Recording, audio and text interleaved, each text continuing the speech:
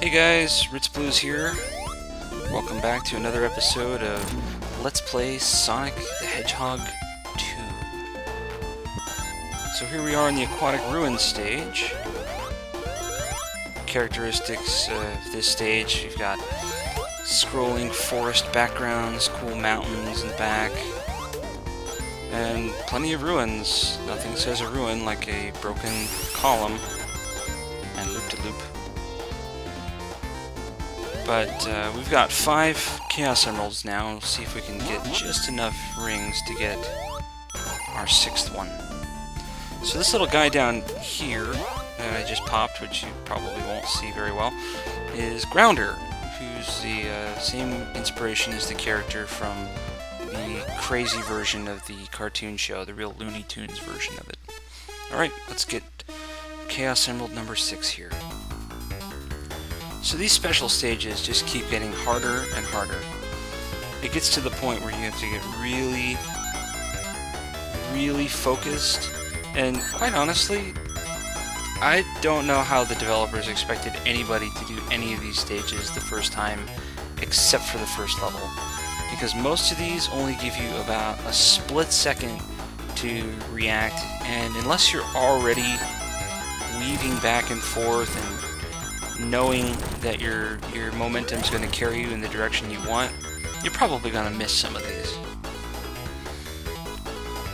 I'm going to be honest right now, I've been save stating and redoing these from the start.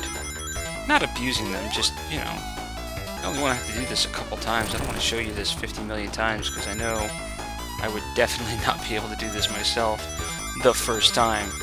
So, dispel the myths. I am not a legend. However, it did take a lot of tries and a lot of redoing and a lot of editing to get this to look nice and seamless, so I hope you enjoy. Alright, 2 stages down. I wonder if I'm going to get the last one. This is probably the hardest one in the entire game, this phase 3 right here. The bombs are unforgiving. You have to pretty much know they're coming. This spot right there you have to hit exactly early enough or you'll completely overshoot it. And you just pretty much have to memorize where the rings are coming from and know that every few seconds the bombs are coming, because if you don't, you're going to hit them. Luckily, Tails doesn't have any rings, so he can just train right through them, and if you know the ring pattern, the last part isn't too bad. The problem is that most of the time, if you don't have enough rings or barely have enough rings in the second phase, you're not going to have enough rings to carry you through the third phase. Alright, so that's 6. Let's see if we can't get a 7th one. Now, one thing that I noticed when playing this again is that all the rings in the stage come back after you complete a special stage, whether you get the Chaos Emerald or not. So do a little bit of backtracking and see if we can pick up a few rings along the way, and then when I get to the next checkpoint, not goalpost, see if we can't snag the 7th one. So, I found out that those little springboards that I got stuck on in Stage 2, you pretty much have to have a running jump on it at just the right time. It automatically springs you. Alright, 7th stage, Cool Silver Shade. And they don't pull any punches, 100 rings right off the bat, and this is, without question, very, very ring intensive. And this is, without question, the most memorization intensive. You have to know the whole pattern and know when it starts doing back and forths or doubling down, left, left, right, right, bomb slaloming all the way. It's actually kind of fun once you figure out the pattern. So, I kind of screw up, whoa, a little bit here. Alright, 190. This one's pretty similar to the first one. Instead of a slalom, it's pick a side, hope you get it right, kind of a thing.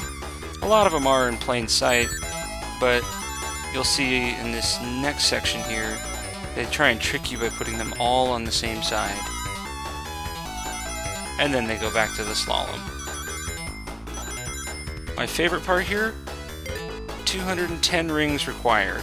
I've already got enough. The challenge? Well, the rings are spread out randomly. And the worst part? So are the bombs. They're ridiculous. They come at you so fast, so many blind turns. I keep losing rings left and right here. But it's so much fun to just go in circles and just hope you get enough rings. And then, you know, hope you don't lose too many of them once you have enough. Jeepers. Yep, skin of my teeth, but I should be able to get just enough here. Alright. Ooh, psychedelic colors, because I got number 7. Alright. I have all the Chaos Emeralds, which disappeared. Now I can be supersonic. So that's the whole point of doing all those little special stages. Which, as a side effect now, my future videos are going to be a lot shorter because I don't have to collect any more of those rings in that tunnel, in that half pipe. But it's just, I don't know. It's a fun part of the game. So here we are back in the Aquatic Ruins stage. And because this stage is flooded with water, you can pretty much divide the path up a difficulty of high versus low path. The high path is pretty easy. The low path, not so much.